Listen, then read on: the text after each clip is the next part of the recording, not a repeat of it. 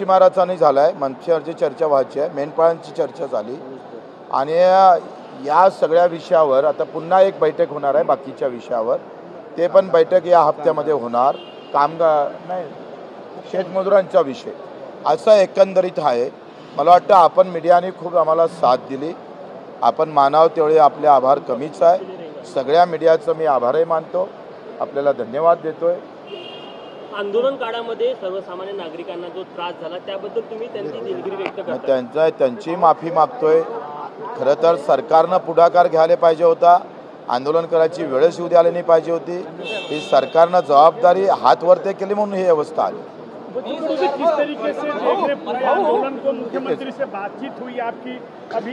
देखो 2.5 घंटे बातचीत हुई, बहुत खड़ा जंगी हुई. तारीख देने को सरकार तैयार नहीं थे और तारीख नहीं मिलती तो हम बिल्कुल तैयार थे. हम पूरे ताकत से लड़ने को तैयार थे. तारीख मिल गई है. जो सरकार पहले हमने कर्ज माफी का बोला ही नहीं, ये बोलने वाली सरकार को तारीख खींच के लाया हमने और ताकत से लाया है. कर्ज माफी की घोषणा की है सरकार ने. ये सबसे बड़ी उपलब्धि है. अगर ना आंदोलन ना होता तो क्या ये नहीं होता.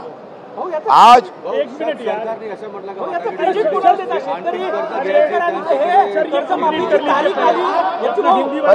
तारीख आली याचं क्रेडिट तुम्ही कुणाला देता? ज्यांनी आत्महत्या केली आतापर्यंत त्यांना देणार की कुणाला देणार? शेतकरी बांधवांना देणार, सरकारला देऊ, आमच्या नेत्यांना देऊ. हे जर कदाचित आले नसते आमचे सर्व नेते मंडळी तर हे मूठ बांधल्याने गेले असते. त्या सगळ्यांच्यामुळे हे शक्य झालं. खरं तर हे जर आले नसते तर एकटा बच्चू कडू पाहिजे त्या ताकदीनं लढू शकलं नसतं. हे कार्यकर्त्याचं क्रेडिट आहे जो बिचारा अजूनही नजरेसमोर राबलाय.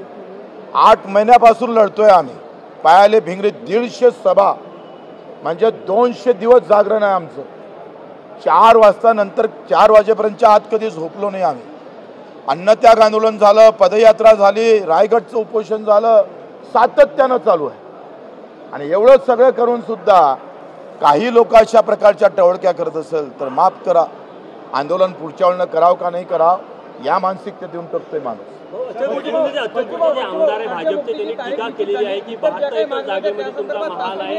हे मला वाटते तेरवीत लग्नाचं आमंत्रण देत नसते. त्याच्यानं हा विषय आजचा विषय इतका चांगला आहे. पुन्हा एबीपी माझा नको त्या विषय तर काढण्यासारखं. तुमचं अधिक नाव पहिलेच बदलाम आहे. आता ते कशाला बदलाम करतात?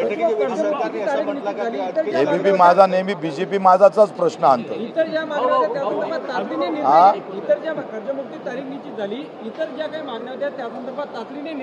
आता 8 दिवसात लगेच एक बैठक लागणार, त्याच्यावर निर्णय होईल. कसं आम्ही जिवंत आहे. माझ्या आयुष्यात 3,500 आंदोलन आहे. 350 गुन्हे दाखल आहे बच्चू कडूवर. आंदोलन करायला काय माणूस मेला काय? जिवंत आहे ना आम्ही. मला समजत नाही का तुम्ही आता काय थांबणार आहे का, हे होणार आहे का, असं कसं काय? हम जिंदा आहे ना अभी.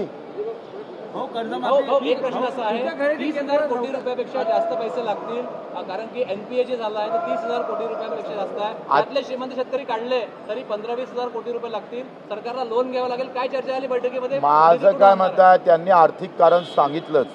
आर्थिक कमजोरी आहेच. म्हणजे वामनराव चटप साहेबांच्या भाषेत जर सांगितलं तर जर खाले पैसे नाही आहे सरकारकडे, हे त्यांचं नेहमीचं वाक्य असतं.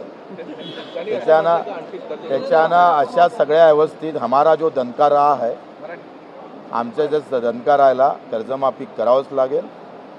जर 30 जून 2026च्या आज जर कर्जमुक्ती जर झाली नाही, सरकारले सड़ो की पड़ो केल्याशिवाय राहणार नाही.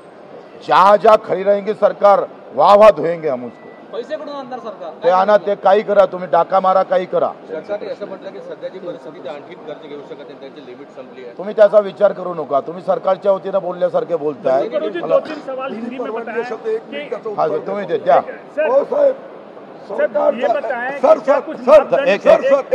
क्लीन कर देता हूं मैं. सरकार नावाची यंत्रणा प्रिऑरिटीज किंवा क्रम बदलून याचे पैसे त्यावर वळवू शकतात ही प्रक्रिया आहे. त्यामुळे कर्ज घेता येतं हा बहाणा होऊ शकत नाही. फक्त क्रम बदलायचे. चॅरिटी बिगिन्स ॲट होम असा विचार करायचा. म्हटलं घेऊ शकत नाही.